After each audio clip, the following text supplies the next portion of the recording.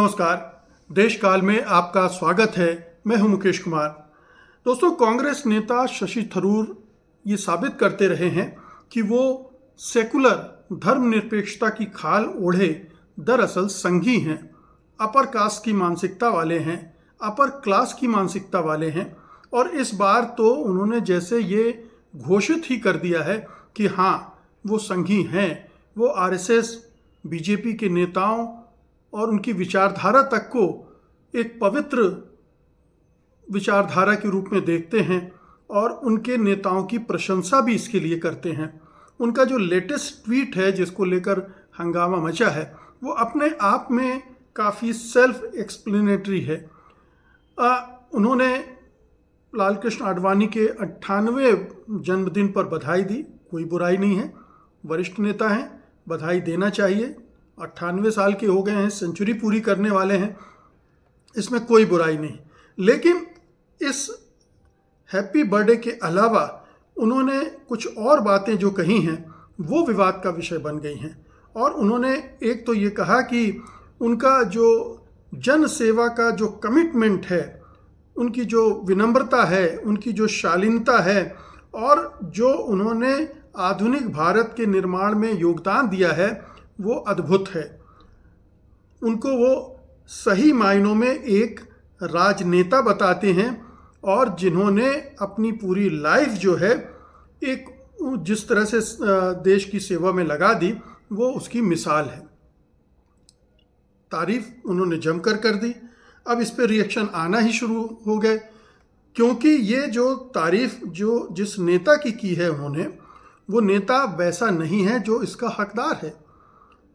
और इसीलिए प्रश्न उठने शुरू हो गए कि लाल कृष्ण आडवाणी ने रथ यात्रा निकाल कर जो कुछ किया है और जिसके बाद जहाँ जहाँ रथ यात्रा गई उससे जितने दंगे हुए, जितने लोग मारे गए, क्या शशि थरूर को यह याद है या याद रखना चाहते हैं या याद कराना चाहते हैं?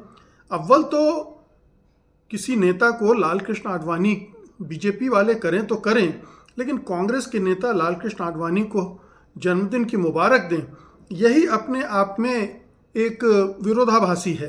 क्योंकि इसी विचारधारा और इसी तरह के कार्यक्रमों से कांग्रेस का नाश हुआ है। जो भी सांप्रदायिकता फैलाई है रथ यात्रा और अयोध्या मूवमेंट के दौरान, उसी की वजह से कांग्रेस का सपोर्ट बेस गया है। लेकिन कांग्रेस का सपोर्ट बेस जाना एक अलग बात है, धर्मनिरपेक्षता की भी बुनियाद हिली है, उसका भी आधार कमज़ोर हुआ है। और ये शशि थरूर जैसा विद्वान आदमी अगर नहीं जानता है तो ये तो अविश्वसनीय बात होगी।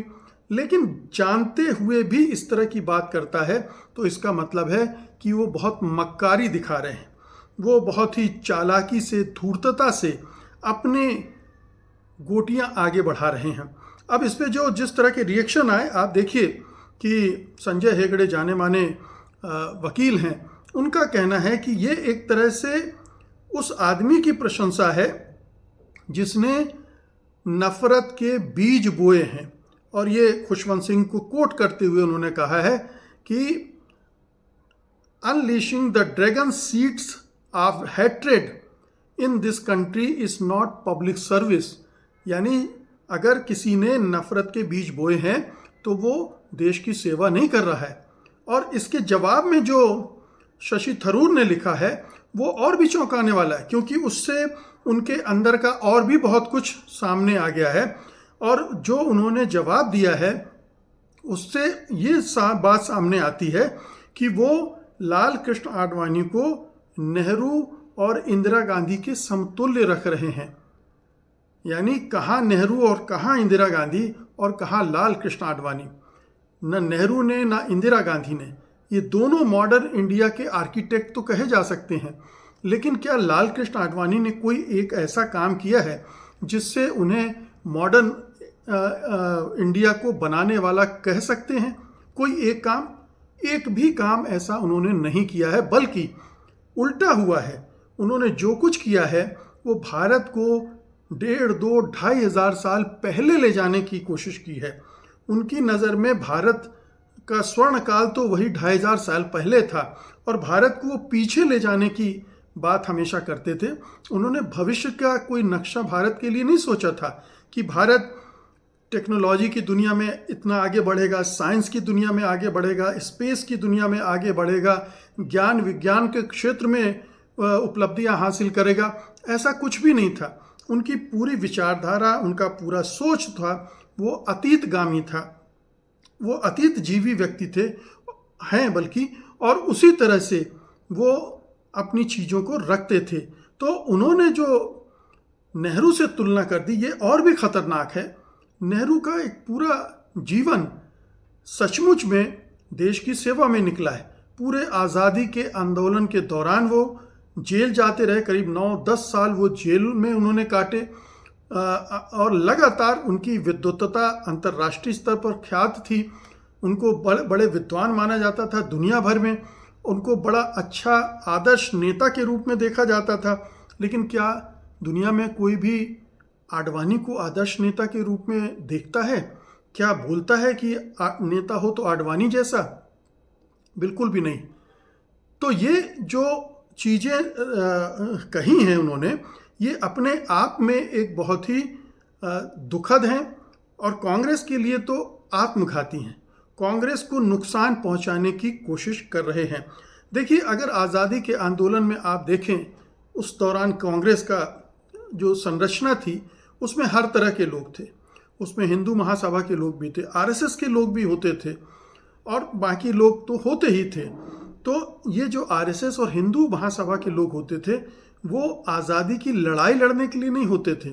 वो जो भविष्य का भारत बनाना है उसका सोच उनके पास नहीं था। वो तो हिंदुत्व के लिए कांग्रेस में जाते थे। हिंदुत्व को कैसे मजबूत करें, हिंदू राष्ट्र को के लक्ष्य को कैसे आगे बढ़ाएं। लेकिन ये तो आज़ादी के आंदोलन के दौरान था। आज़ादी के आंदोलन के बाद भी इस तरह के लोग कांग्रेस में आते रहे और इस तरह के खेल खेलते रहे, और कांग्रेस की कमज़ोरी का सबसे बड़ी वजह भी यही बना है। यही जिन्हें अक्सर स्लीपर सेल कहा जाता है कांग्रेस में, बीजेपी के संघ के स्लीपर सेल, जो इस तरह से जो धर्मनिरपेक्षता की नीति है कांग्रेस की, उसको नुकसान पहुंचाने का काम करते रहे हैं। तो शशि थरूर भी उसी तरह की दोगली मानसिकता के व्यक्ति हैं, जिनका दिल और दिमाग तो आरएसएस और हिंदुत्व की विचारधारा में है, ब्राह्मणवादी मनुवादी विचारधारा में है। लेकिन वो कांग्रेस में तब तक रहे जब तक वहाँ उन्हें फ़ायदा मिलता रहा। मतलब अभी भी कांग्रेस में है, लेकिन अब दिलो दिमाग से वो बीजेपी की में जा चुके हैं। लेकिन कांग्रेस में हैं क्योंकि कांग्रेस उन्हें निकाल नहीं रही, कांग्रेस उन पर आक्रमण नहीं कर रही है, कांग्रेस चुपचाप उनको इग्नोर कर रही है। तो वो कांग्रेस में जब तक थे, जब तक मनमोहन सिंह की सरकार थी, तब तक उन्हें तमाम पद वगैरह मिलते रहे। लेकिन अब उनका धैर्य है वो चुक गया है। उन्हें सत्ता चाहिए और वो अब दूसरा रास्ता तलाश रहे हैं। इसलिए प्रधानमंत्री मोदी की भी तारीफ कर देते हैं, उनकी नीतियों की भी तारीफ करते हैं, और अब आडवाणी की तारीफ करने लगे हैं। ऐसे में अगर किसी दिन शशि थरूर सावरकर की तारीफ करने लगें, गोलवलकर की तारीफ करने लगें, नाथूराम गोडसे की तारीफ करने लगें, तो फिर हैरत नहीं होगी, क्योंकि वो उसी रास्ते पर जा रहे हैं। अगर उन्होंने सोच लिया है कि अब उनका बाकी का जीवन आरएसएस और संघ परिवार में गुजरना है, मोदी की संगत में गुजरना है, मोदी सरकार में बने रहने के लिए गुजरना है, रहने में बिताना है, तो जाहिर है कि रास्ता वही है। अब ये शशि थरूर के अंदर ये विचार अवसरवादिता की वजह से पनपे हैं, क्योंकि बहुत मुमकिन है कांग्रेस में अवसरवादी तत्वों की भरमार है।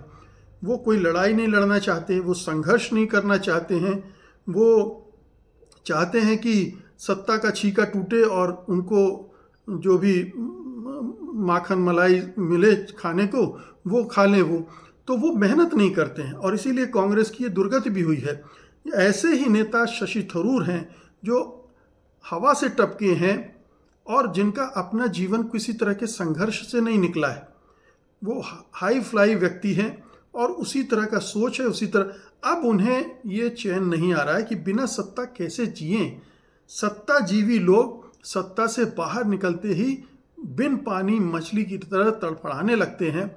जैसे बहुत सारे नेता कांग्रेस से निकल कर बीजेपी में गए हैं, वैसे ही शशि थरूर भी हैं। तो शशि थरूर मतलब कुछ समय पहले तक तो उन्हें एक बहुत ही अच्छे नेता के तौर पर देखा जाता था, लेकिन जो पतन उनका पिछले 2-3 सालों में लगातार हो रहा है, खासतौर से कांग्रेस अध्यक्ष के चुनाव लड़ने के बाद जो उन्होंने रंग बदलना शुरू किया है गिरगिट की तरह, वो एक चौंकाने वाला तथ्य है, क्योंकि उन्हें एक कमिटेड कांग्रेसी माना जाता था। अब लगता है कि वो अवसरवादी कांग्रेसी थे जो अब अपने लिए भविष्य कहीं और देख रहे हैं, और वो कहाँ देख रहे हैं ये हम सब जानते हैं।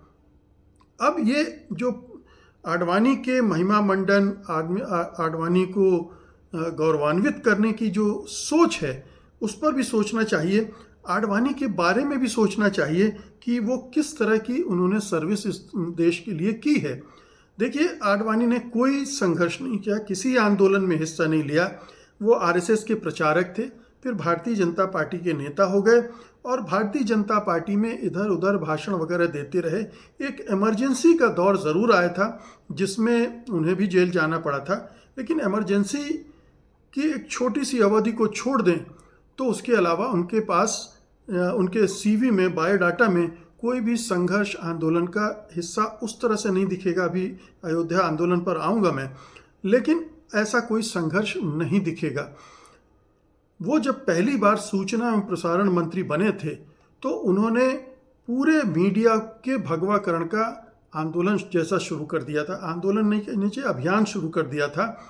और जो मीडिया में लोग हैं वो भली भांति जानते हैं कि उस समय आडवाणी एंड कंपनी ने तमाम बड़े मीडिया संस्थानों में कैसे संघी विचारधारा के लोग, संघ के लोग रोपे थे, और वो बाद में उनके लिए हमेशा एक डेडिकेटेड मीडिया में एक शक्ति के रूप में काम करते रहे, समर्थन करते रहे। अगर आप देखें अयोध्या मूवमेंट को, तो उसमें उन पत्रकारों का योगदान भी आपको देखने को मिल सकता है।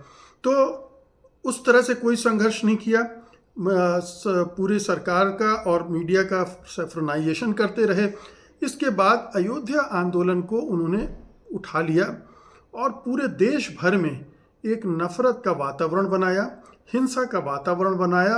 और जब बाबरी मस्जिद ढहाई जा रही थी तब वो वहाँ पर मौजूद थे। वो रोक नहीं पाए, या रोकने की कोशिश नहीं की, या रोकने का नाटक किया और रुका नहीं।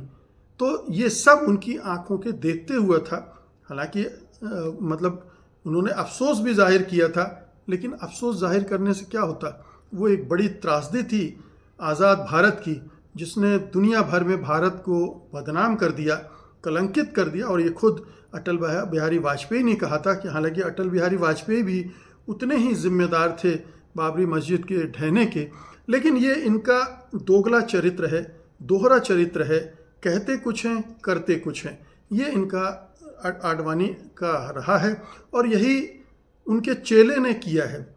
उनके चेले यानी नरेंद्र मोदी, वो उनके शिष्य हैं, पटु शिष्य रहे हैं। उनको गुजरात दंगे के बाद बचाने वाले लाल कृष्ण आडवाणी ही थे। नहीं तो ये कहा जाता है कि अटल बिहारी वाजपेयी ने तय कर लिया था कि मुख्यमंत्री बदला जाना है, लेकिन आडवाणी ने उनकी रक्षा की, उनको बचा ले गए। तो आडवाणी उनके संरक्षक थे। ये बात और है कि फिर आडवाणी को ही उन्होंने बर्फ से लगा दिया, मार्गदर्शक मंडल में भेजकर उन्होंने अपनी सत्ता को निष्कंटक बना लिया, कोई चुनौती देने वाला न रहे। ऐसा करके उन्होंने सारे वरिष्ठ नेताओं को मार्गदर्शक मंडल में भेज दिया, जिसका कोई उपयोग नहीं था। कभी उनसे कोई मार्गदर्शन लिया नहीं गया, उनकी कोई मीटिंग नहीं हुई, उनके साथ किसी तरह की चर्चाएं नहीं हुई। तो ये एक अलग अध्याय है। लेकिन आडवाणी, अगर आप माने कि सावरकर ने इस देश के लिए कोई सेवा की है, गोलवरकर ने कोई सेवा की है, गोडसे ने कोई सेवा की है, तब आप मान सकते हैं कि लालकृष्ण आडवाणी ने भी इस देश की कोई सेवा की है।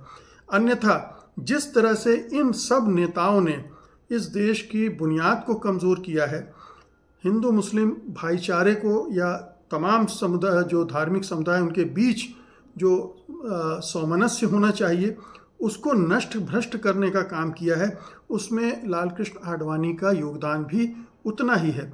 और इसीलिए आप देखते हैं कि 80 के बाद जो उफान आता है उसमें लाल कृष्ण आडवाणी हीरो बनकर आते हैं, हिंदुत्व के हीरो बनकर उभरते हैं और सब तरफ उनकी जय जयकार होने लगती है।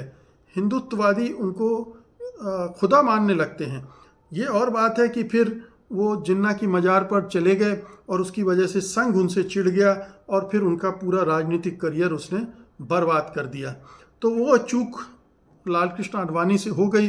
एक थोड़ा सा उदार बनने के चक्कर में उन्होंने अपना नुकसान कर लिया और नरेंद्र मोदी को एक मौका मिल गया उनको दरकिनार करने का भी। तो ये लाल कृष्ण आडवाणी का पूरा अतीत है, इतिहास है। इसको जानते बूझते भी अगर शशि थरूर इस तरह की हरकत कर रहे हैं तो सोचना चाहिए कि कांग्रेस को कि वो क्या करे।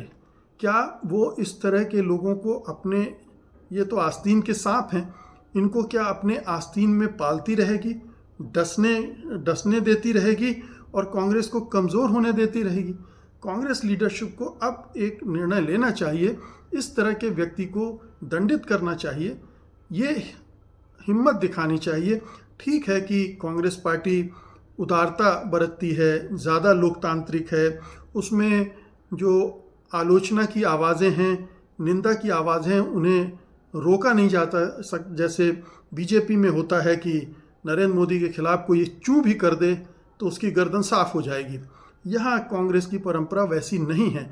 लेकिन जब व्यक्ति कांग्रेस की विचारधारा, कांग्रेस के कार्यक्रम को ही पर अटैक करने लगे, तब फिर कांग्रेस को भी सोचना चाहिए कि ये नुकसान न केवल कांग्रेस का कर रहा है बल्कि उसके भविष्य का भी नुकसान कर रहा है। और उसका भविष्य अगर देश के भविष्य से जुड़ा है तो देश के भविष्य को भी नुकसान पहुंचा रहा है। क्योंकि ऐसे मौक़ों पर शशि थरूर ये लाइन ले रहे हैं, कल को वो हिटलर की भी तारीफ़ कर सकते हैं।